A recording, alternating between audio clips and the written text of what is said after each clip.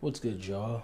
If you don't know me by now, my name is Denzel Mensah. I'm an ENFJ 911 social sexual in the Myers-Briggs and Enneagram system. I'm also a certified life, personal development, and relationship coach. And today we're going to be talking about my personal 10 principles for life. Let's get it.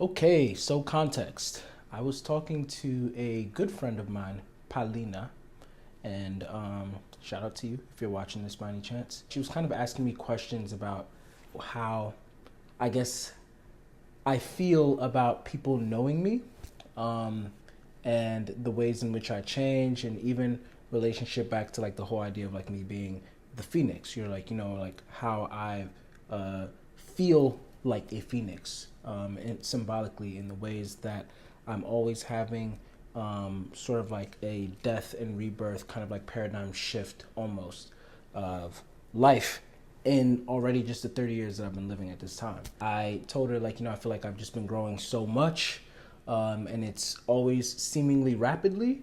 And it's like the more that I learn, the more that I grow in that way, the more doorways that I'm exposed to grow even more. And then there's certain disciplines I'm really trying to latch onto. There's things that I've done in my 20s that I'm like so ashamed of, and I'm just like, want to get away from that. Of course, taking accountability with those too, in my own ways, and stuff like that.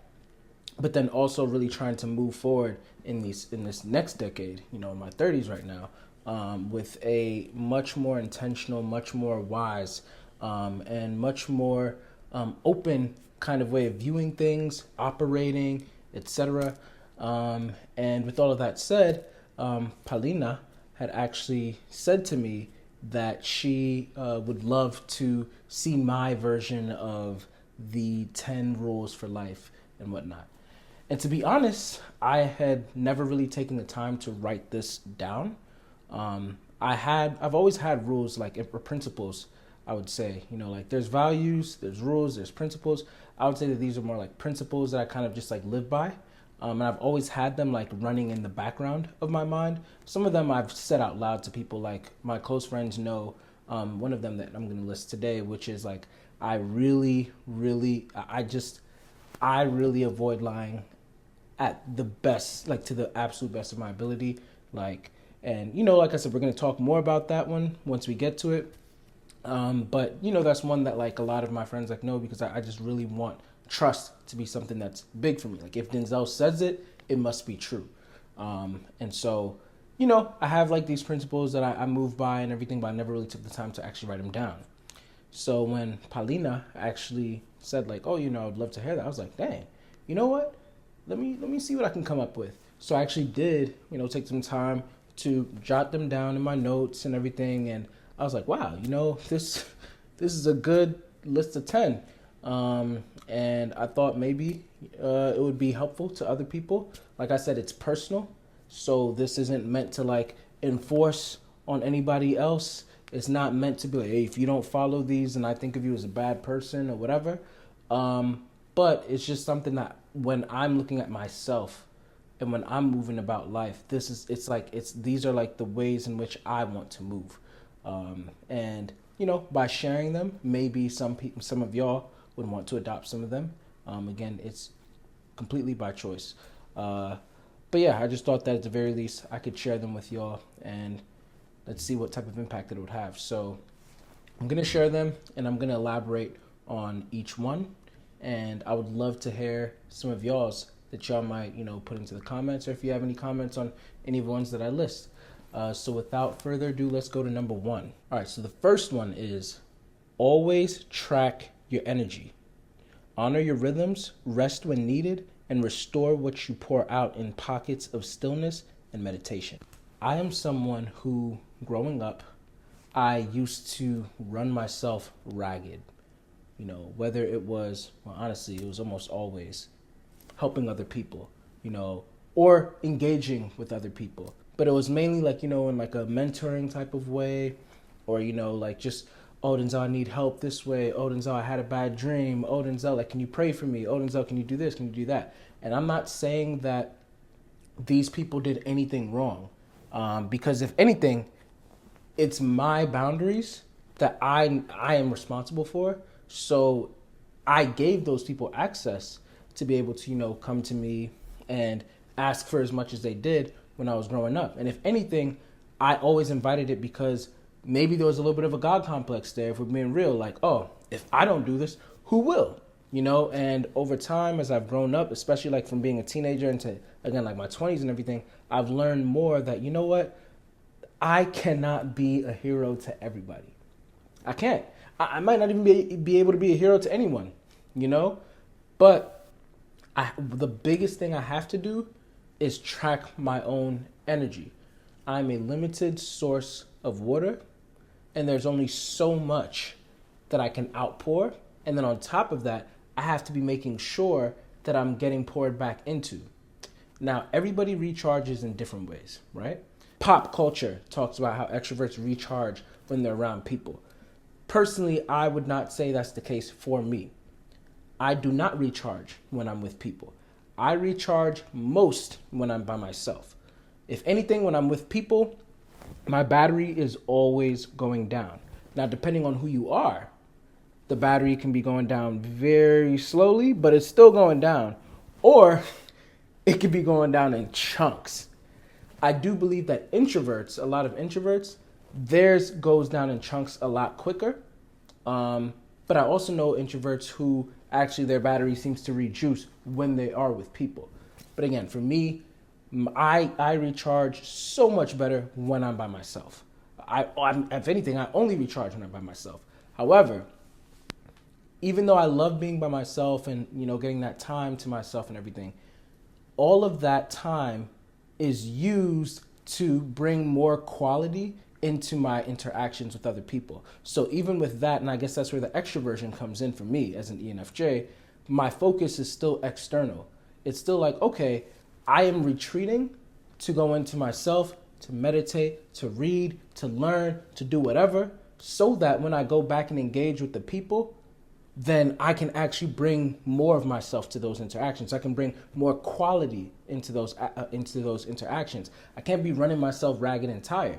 And if I'm spreading myself too thin, not only is that less time to myself to be able to recharge and do all the things I need to do, but that's also going to be a lot harder for me to be able to get to everybody that I need to give them the quality that I need. So it's important for someone like me to continue to learn. And I've done amazing with this. I'm proud of myself. I pat myself on the back for this one because it used to be really bad, guys. But I've done amazing with being able to lock my energy, to manage it. My friends know, like, hey, I will respond to you when I respond to you. And the thing is, I will actually get back to you, and when I do, I try to make sure that's quality. I would rather give a quality answer than just some rushed type of answer. Finding pockets of stillness, being able to know how much energy you actually have, and then prioritize where you're putting that energy. I made that video on how to manage your social energy a few years ago. I talked about my hierarchy in a way of like, okay, who gets my energy first, priorities, stuff like that. It could still be helpful to many of y'all if you go check that out.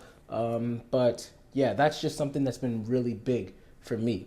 And so that was definitely like the number one thing that I had to put there. Number 2, learn and study 2 to 3 times more than you speak and teach. This one is big for me. I don't really post a lot of videos, but if you look at, how many I've posted over the years, I would say that like I've posted a good amount, right? And for all of those videos, I made sure that I really took a lot of time to study whatever it is that I'm talking about and, just making sure like, hey, are you really ready to put this video out there first? Like, because this is going to be a permanent video that's going to be out there. Before I started even talking about type, I did not talk about type for at least 2 years of studying it before I actually started talking about it on YouTube. And there's even stuff right now that's brewing, like whether it's astrology, whether it's shamanism, whether it's just a whole bunch of things, tarot, whatever it might be. It's like, okay, let me make sure I really, really understand this stuff and I'm really grasping everything that comes into it before I start teaching about it on my channel, before I start teaching about it as much to like other people. With other people, I do practice, articulating it more, because then it's like, okay, if I'm able to now do this in conversation, I'm able to practice it before I can come on a camera and then really give it out to y'all. But yeah, that's a very big one for me, because again, when I'm not learning, then I'm teaching, and when I'm not teaching, then I'm learning. And I'm really trying to I've always really tried to make sure that I'm listening more than I'm speaking to other people. And I think that that's especially how I've been able to get to where I am today, by really assuming that I do not know the best, and I definitely don't, and learning from so many people all the time, and then sitting back in my reflection, like I was going back with number one, and really thinking, okay, with all of this information I got now, with all this perspective, where do I stand with this? What do I think? And what do I think would be helpful for other people to know? That is a big one, and I think it's pretty straightforward for me. I always try to make sure that I'm always, learning double, sometimes even triple more than whatever I'm putting out. Number 3, avoid lying to the best of your ability. When I was a child, confession, my parents say that I was just, for whatever reason, I just lied for no reason. And I've read since then that is how children try to learn and express their creativity a lot of times. And, for those of y'all who are familiar with, Jean Shinoda Bolen's archetypes that comes to like the Greek gods and goddesses, I'm like dominant in Hermes. And so with that kind of Hermes energy, it's just like, the silver tongue, all of that. And it's still there. The silver tongue is still there. In fact, it comes out a lot in like how I speak and everything like that. But because of how I knew and I was told like how I was when I was younger, and this is mainly in single digits. By the double digits, I'd stopped this for the most part. But still, it was just like, oh my gosh, like that's so embarrassing. I had made it in my mind mad long ago that I am going to try to avoid lying in almost all situations to the best of my ability. The reasons why I don't say at all costs is because I know that if the costs are really, really, really huge, like we're talking like crazy huge, like, oh, is your mother home, and there's like a kidnapper, I don't know, something crazy like that. Yeah, I'm going to lie. The reason why this is honestly so important for me is because I really hate that story of the boy who cried wolf. I really don't like it. I don't like being somebody who, I've known people like this who, because somebody caught them in a lie one time, then now it's like, well, you lied that one time, so how do we know that you're not lying right now? Because they know that you're capable of doing it, they're questioning whether you're saying something. And sometimes that could be the time that you're telling the truth. But now people aren't listening to you. And I know the boy who cried wolf, he wasn't really lying. Actually, was he? Was he just testing it? I don't remember now. Either he was testing them, and then they found out, and then he really was telling the truth, and then they were like, yeah, nah. Or he just kept on thinking he saw wolf. But either way, I don't want people... The reason why I stick hard to this principle is because I want people to know that, honestly, I will avoid questions, for sure. I will find loopholes, for sure. But I will never boldface just directly just say lies to you. You know what I'm saying? I want you to know that, okay, if Denzel's saying this directly, I asked him a direct question, he answered directly, I can trust it. I don't understand how the situation is, whatever, but I can trust Denzel. And that's a good feeling for me. And so, yeah, that's just a big thing. Like, it's a principle, I would say, based maybe in my TI, of like that consistency. Like, I want to be trusted with the information that I'm giving to people. Number 4, withhold judgment and critique unless empathy and deep understanding has taken precedence and paves the way. There are so many people that I know, that I've seen, that as soon as they see something that's foreign to how they would act, to how they would think, or maybe it's not even foreign, but they're just unaware that is how they act or how they think, or maybe how they used to be or whatever, they're just automatically like jumping on that person, berating them for how could you think this? How could you do that? Boom, boom, boom. I've been in those situations where I've been the person who I'm like, dang, you know what? I wish that this person would have taken more time to ask me questions about like, hey, like, what's going on? Hey, well, why do you think this? Hey, well, boom, boom, boom. You know what I'm saying? And so with this one, it's me trying to make sure that I can be for other people what I would love for them to have been for me. I think that being a human is really difficult, honestly speaking. I would like to assume that we're all just trying our best, even those who don't seem like they are. So as we're trying our best and we're just working with what we have, then who am I to berate you or to judge you harshly and criticize you in certain ways for things that you might not understand or for things that you do understand, but at this time of life, I don't understand that you actually have the right answer, you know, stuff like that. Nobody cares what you know until they know that you care, you know?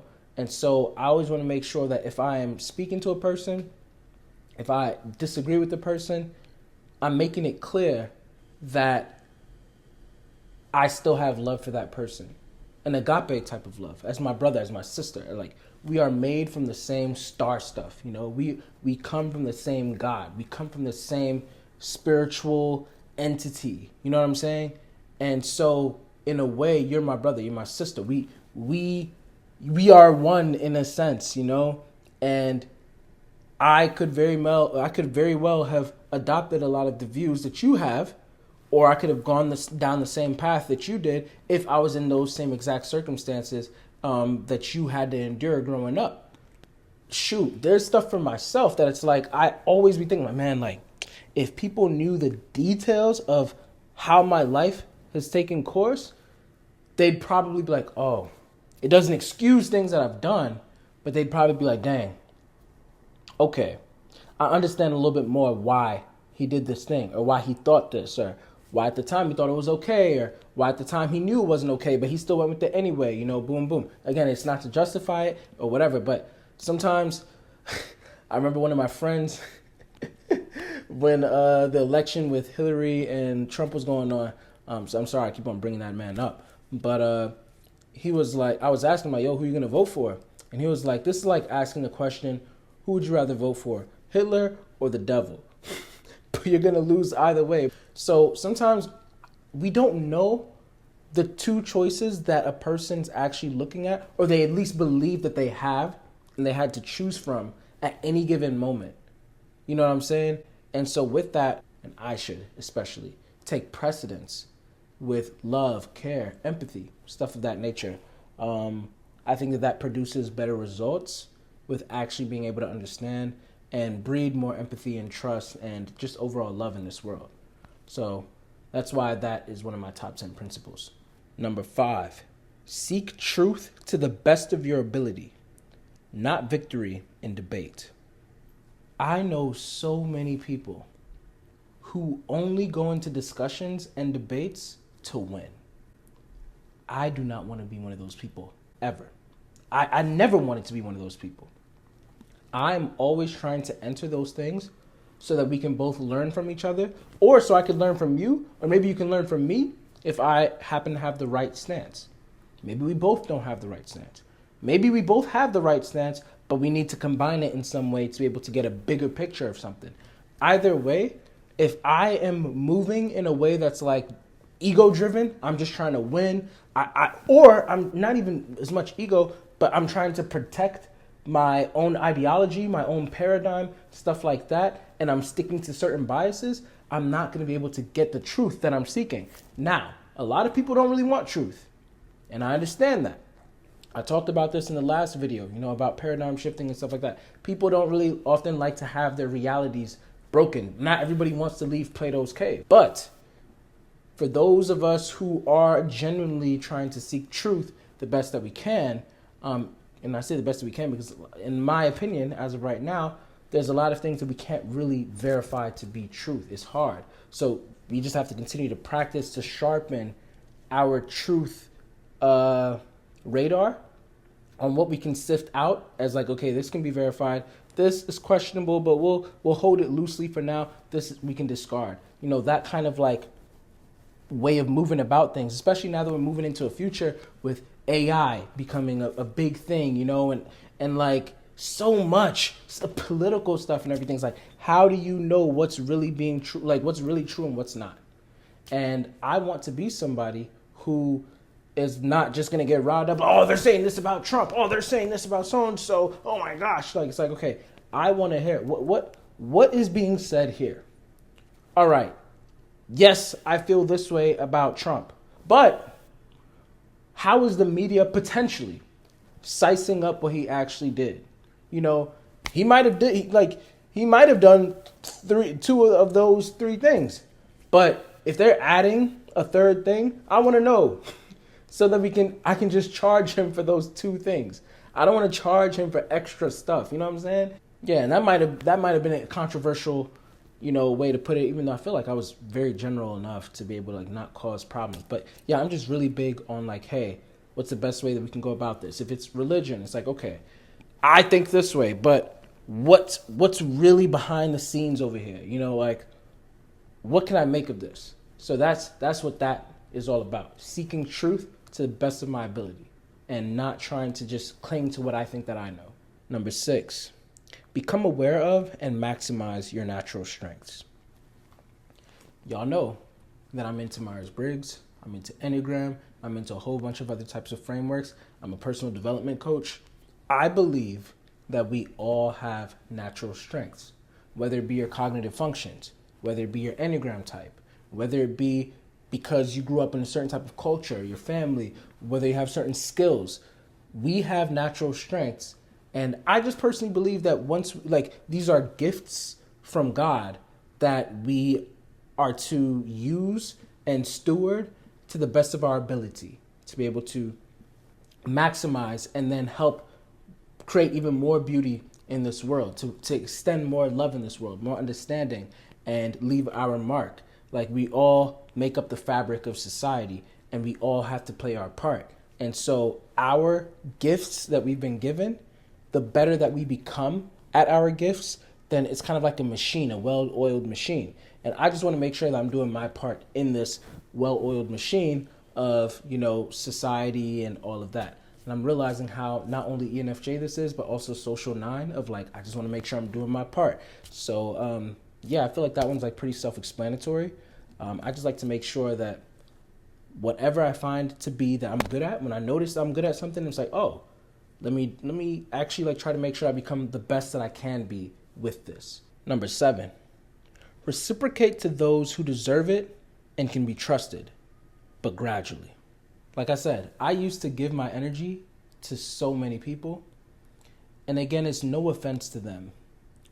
But as I look back, and especially as I've been growing, I realized that not all of them probably deserved my energy, or at least as much energy as I gave them.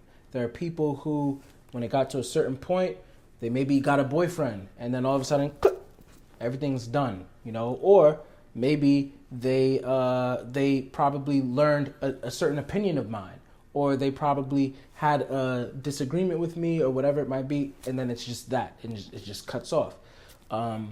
There are people who maybe the one time I wasn't able to help them, I wasn't able to be there for them. Oh, it's deaded. You know what I'm saying? And that kind of hurts. There's people who I invested a lot of myself into. I was trying to breed intimacy with them, you know, really expose a lot of who I am. And then to this day, I still feel like I've left parts of myself in certain people that are now strangers. And that's not a really good feeling. For those of y'all who've checked out my poem on the nostalgic necrophiliac, like that was coming from the heart. And yeah, I just feel like not everybody deserves my energy. That's not to say that, oh yeah, because I'm so much better than them and boom, boom, boom. It's not the case. You know, some people, I probably don't even deserve their energy because maybe I don't have enough time for them. I can't understand them enough. I can't give them what they need. And so they should invest that time and energy in somebody else. And I totally understand that. So I think it's important to kind of like know who your people are and who you got to invest in. And I think that that's also going into a later principle that we might be talking into. Number 8, do not allow busyness to distract you and unexpected death to then temporarily remind you not to take loved ones for granted.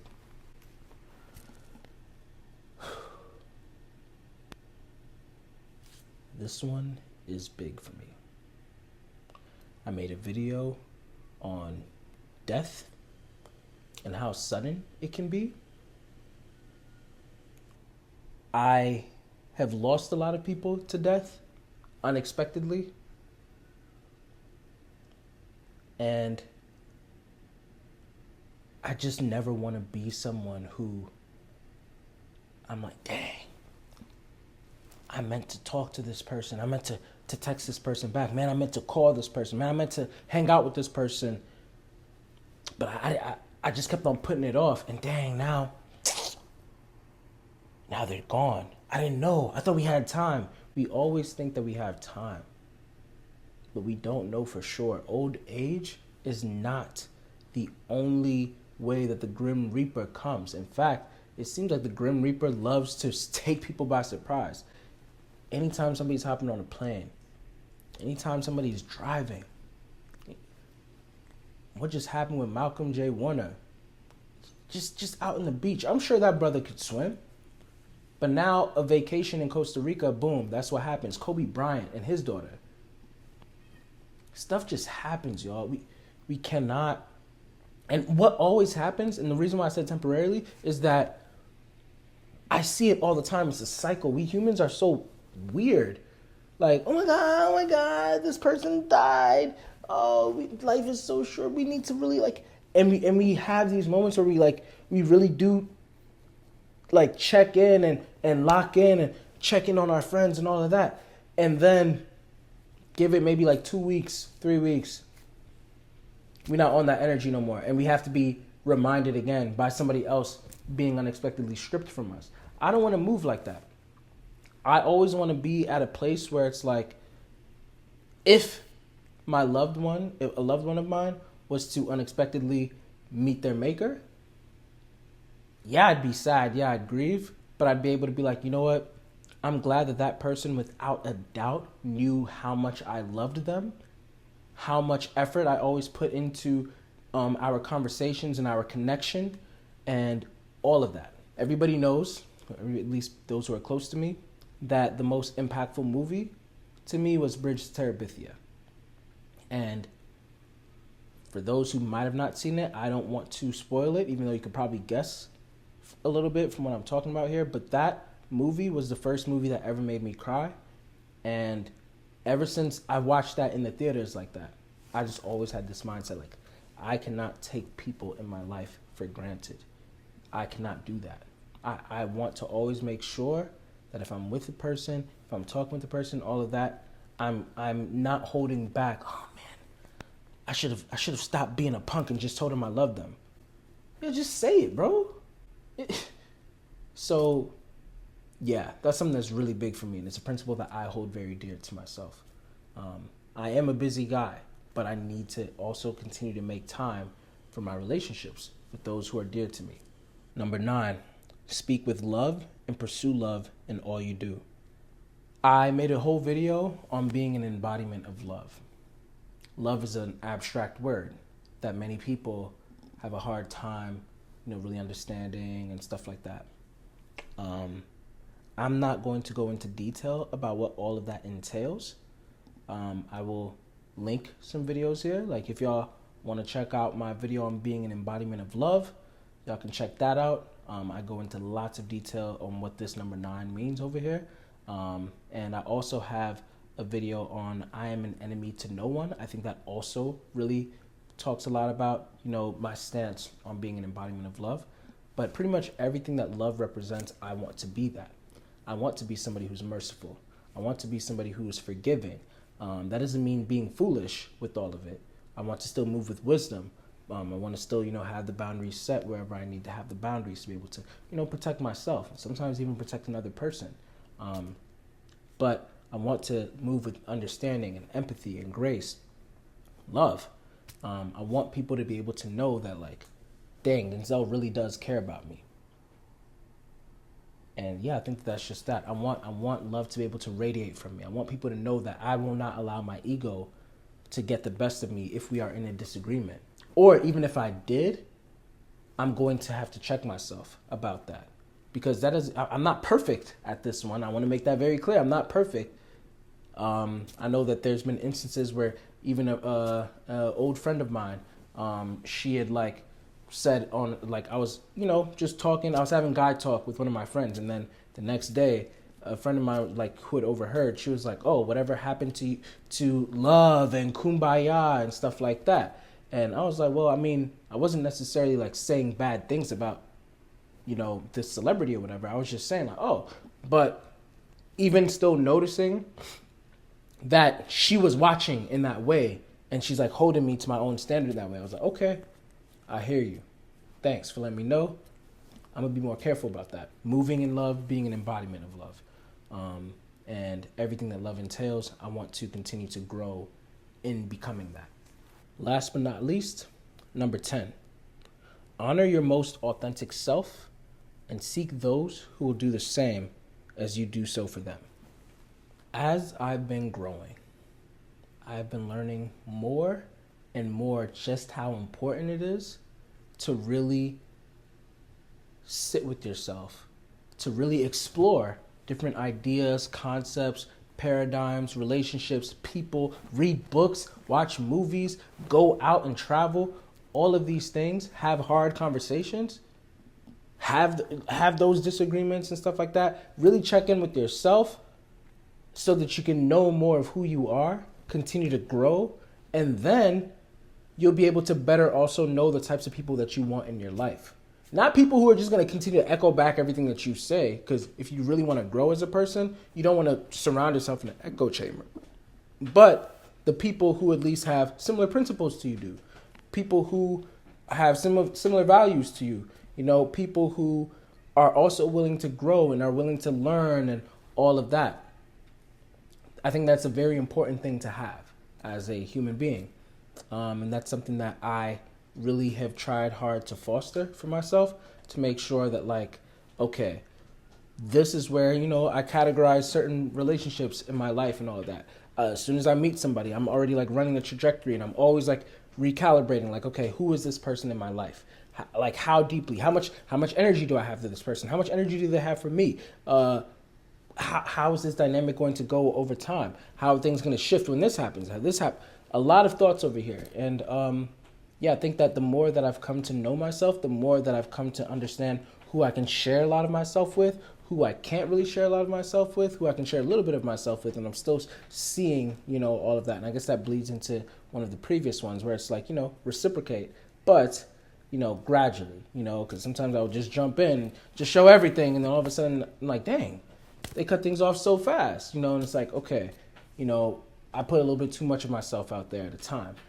But yeah, I think that it's really important for everybody to be able to find their people, you know what I'm saying? And at the end of the day, that's probably the most important thing in life, to really make sure, my personal opinion, to really make sure that you have quality relationships in your life. And with that said, those are my top 10 principles.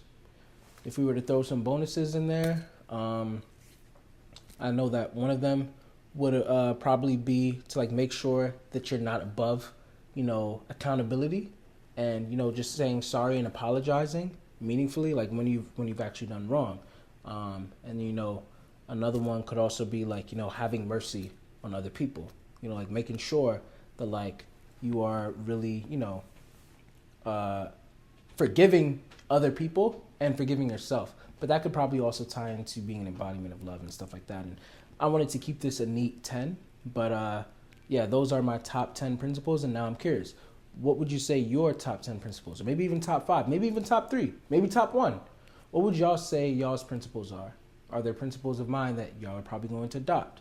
Principles of mine that you'd reject, and why, respectfully? Let me know in the comments. Let's have a discussion about it. And if you would like to discuss any of these things or anything at all with me, check out denzelmensah.com. I can help you figure out what your personality type is. I can coach you in being a better version of yourself, really harnessing those natural strengths of yours. We can just talk about anything and everything, if it's my own YouTube videos and etc. Or if you're having like relationship issues, whether it be like coworkers, friends, your marriage, your uncle, your grandmother, whatever it might be, like I can help you out with all of that. So just check out denzelmensah.com and book a session with me over there. I'll be more than happy to help. And if you liked this video, please give it a like. If you are watching and you're not subscribed, subscribe. And if I can ask, hit that bell button so that you get a notification whenever I post something. I've already accepted that my channel is not one that's supposed to blow up, I suppose. And I'm okay with that, because I guess those who are watching, like you, I know that you're watching because you genuinely want to, and it's not you're just looking for something, for example, that just has to do with personality psychology or something like that, but it's like a genuine interest in what I think. And, I guess that number 10, really building my tribe here. So thank you for watching this far. I appreciate it. And do not forget, you matter. Done. Thank you for taking the time to watch that video. And if you enjoyed that, please like and subscribe. It actually really helps out my channel a lot, so that more people who actually care about what I want to say can actually find me a lot more easier. Also, if you did enjoy it, then maybe you'll enjoy a lot of my other content as well. So be sure to check out some of my playlists where you'll be able to find a lot of my older videos and older content. And last but not least, if you would like any profiling sessions or coaching sessions, be sure to check out denzelmensah.com, where you'll be able to book me and you'll see the rest of my services. But thanks again and have a great day.